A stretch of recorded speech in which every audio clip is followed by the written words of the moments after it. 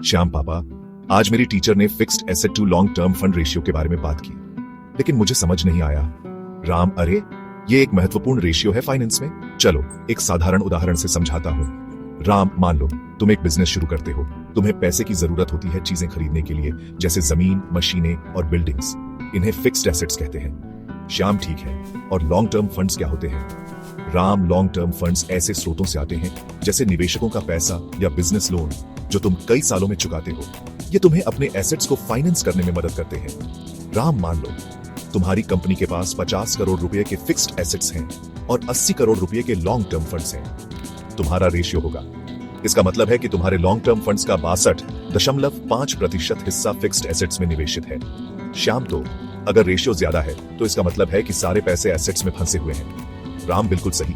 एक संतुलित रेशियो कंपनियों को समझदारी से निवेश करने में मदद करता है, जबकि दैनिक संचालन के लिए फंड्स सुरक्षित रखता है। राम, निवेशक और बैंक इस रेशियो को चेक करते हैं लोन देने से पहले। एक स्थिर रेशियो का मतलब है कि कंपनी फंड्स को अच्छी तरह से प्रबंधित कर रही है। श्याम, अब समझ में आ गया। धन्यवाद पापा। राम, तुम्हारा स्वागत है बेटा। याद रखना, फाइनेंस का मतलब है पैसे को समझदारी से प्रबंधित करना।